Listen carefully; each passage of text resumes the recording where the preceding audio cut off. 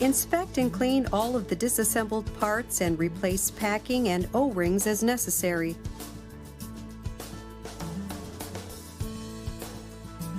When you have finished cleaning, inspecting, and replacing parts, assemble the bowl. Clean the inspection parts of the pilot valves.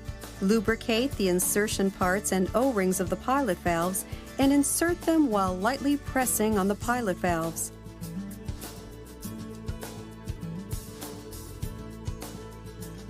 Take care not to press with excessive force, as this may damage the pilot valve's O-rings.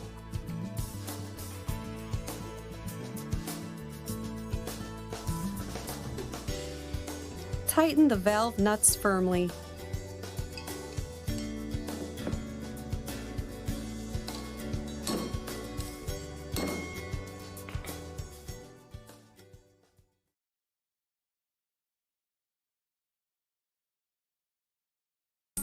This is the procedure for mounting the main cylinder. Lubricate the O-rings and mount them on the main cylinder so that they cannot twist.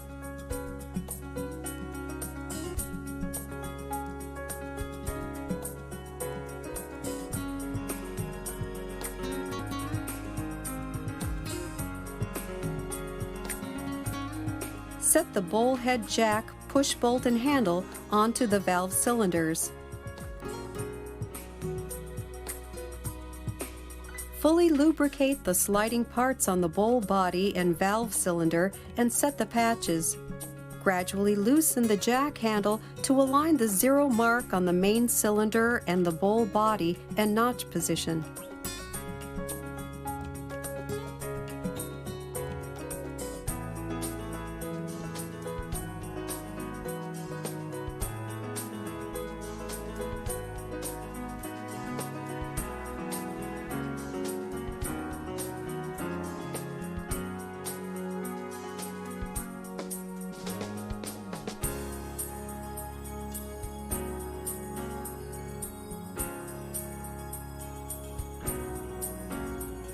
Remove the bowl head jack and patch.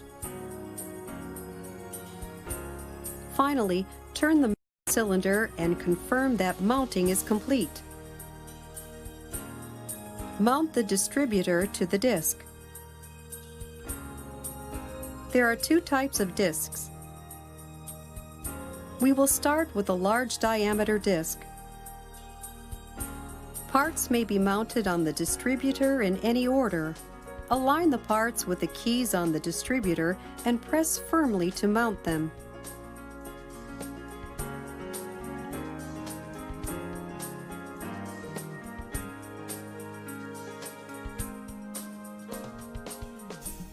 After mounting the large diameter disc, mount the small diameter disc. The number of small diameter discs differs according to the model. Be careful to mount the small diameter disc so that the top disc does not touch the flanges of the disc. If a large diameter disc is mounted at the top so that the surface of the top disc touches the flange of a disc, the bowl may not tighten correctly and the disc may be damaged. Some looseness in the disc may occur over time from repeated use. If this occurs, add more discs.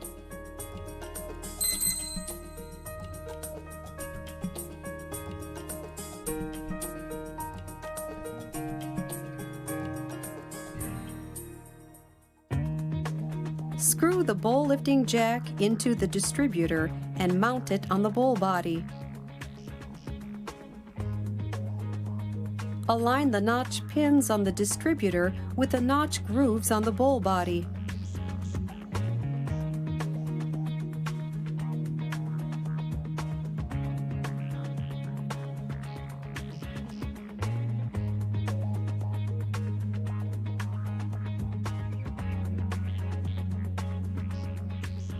Remove the bowl lifting jack.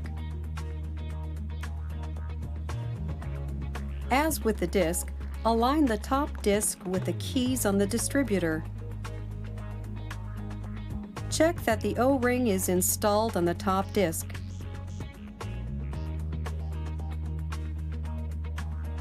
Check that the O-ring is mounted on the bowl head. Mount the bowl head.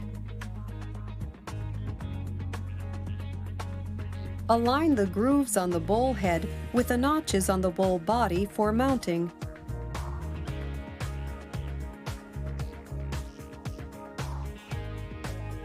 The zero mark of each notch position is indicated above the notch.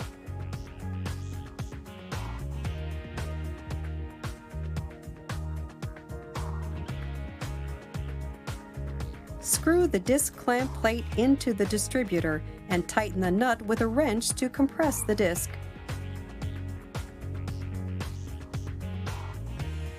Compressing the disc is an important procedure. Its purpose is to dampen the springing effect in the disc mounted on the bowl to protect the thread of the bowl nut and make it easier to tighten the bowl nut.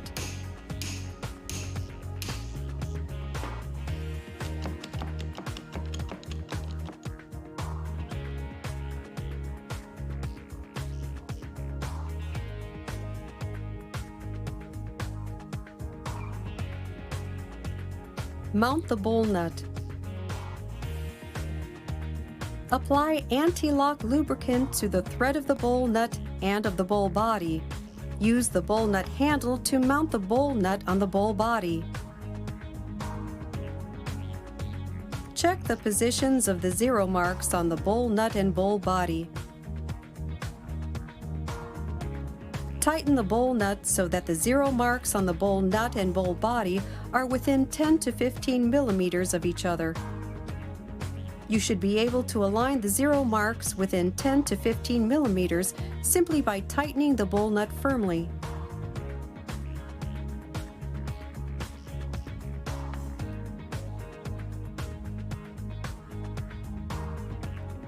With the zero marks within 10 to 15 millimeters of each other, fasten the bolts to the bowl nut handle and align the zero marks completely using a hammer.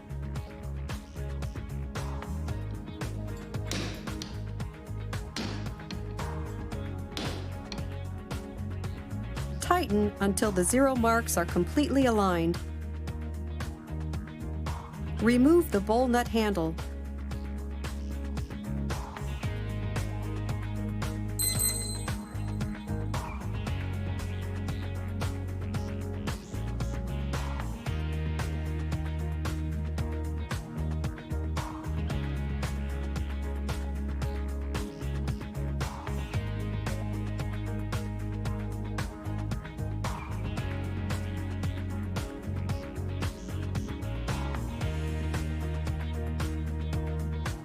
This completes the assembly of the bowl.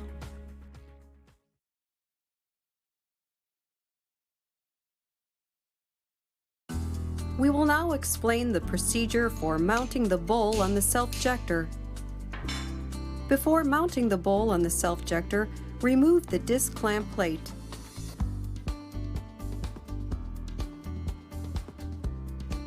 Set the bowl lifting jack on top of the bowl head and lift.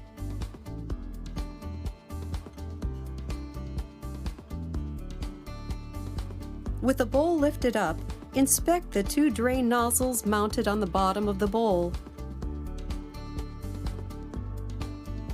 The slits on the drain nozzles are 0.9 millimeters wide on the small and medium-sized models and 1.1 millimeter wide on the large models. Remove the drain nozzles and check for clogging. If the drain nozzles are clogged, clean them thoroughly with an air gun. After cleaning, mount the drain nozzles on the bowl.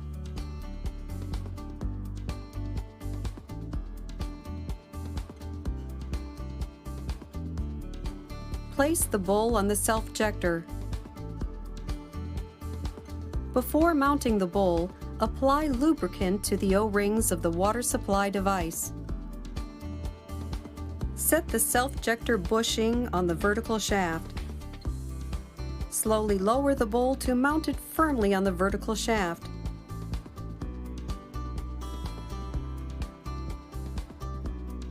Remove the bowl lifting jack.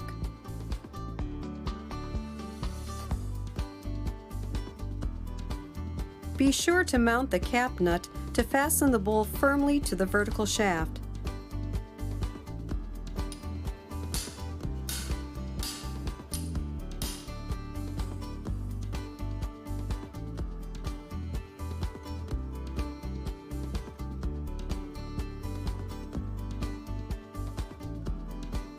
After you fasten the bowl, confirm that the O-rings are mounted on the inlet pipes and light liquid impeller on the top of the bowl head, and that the bowl is fastened firmly. At this point, apply lubricant to the O-rings to ensure smooth assembly. Firmly fasten the light liquid chamber to the threads of the top disc using the light liquid chamber handle. At this point, check that the light liquid chamber is firmly tightened by confirming that the zero marks on the light liquid chamber and bowl head are aligned.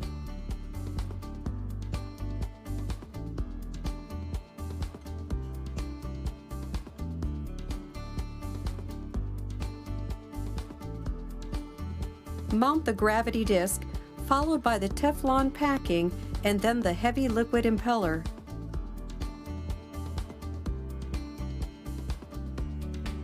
Mount the heavy liquid chamber.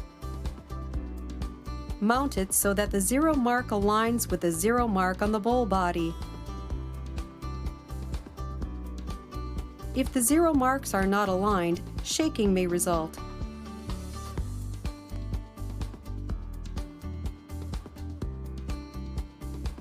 Be sure to apply anti-lock lubricant to the thread of the disc nut and bowl before mounting the disc nut.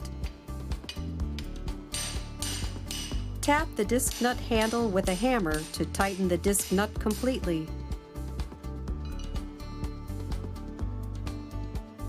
This completes the mounting of the bowl.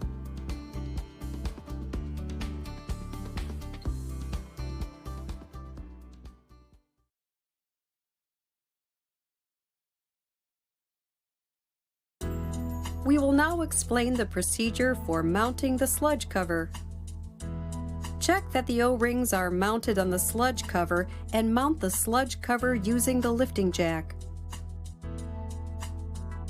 2 O-rings are mounted inside the sludge cover. When mounting the sludge cover, slowly lower it vertically to prevent damaging the O-rings. Mount the 4 socket cap screws.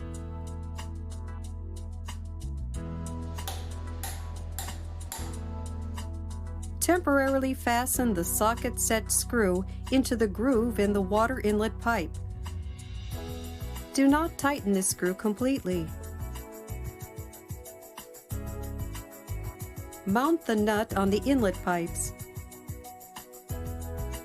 When mounting the nut, mind the zero marks on the nut and upper hood. Depending on the screw, the angle of the zero marks on the nut to that on the upper hood is not a problem if it is 180 degrees or less, depending on progress. However, if the angle is over 180 degrees, you will need to replace the light liquid impeller. Take care not to tighten the hexagonal nuts any more than necessary. Excessive tightening can cause deformation of the impeller. Fasten the socket set screws and mount the cover nuts.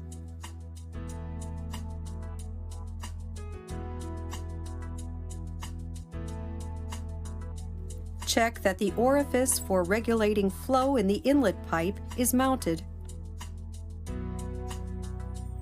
Mount the cap nuts on the inlet pipe, and light liquid inlet pipe.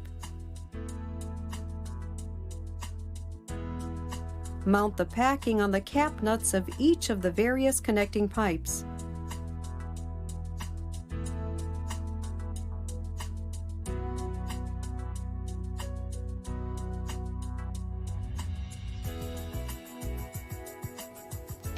Tighten the connecting pipes firmly using a hook spanner.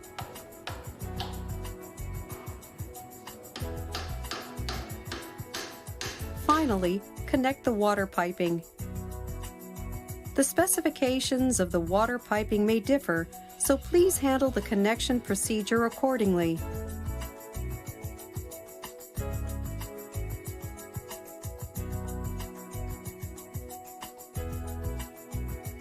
This completes all assembly processes. Assembly of your Mitsubishi Self-Jector G Series is complete.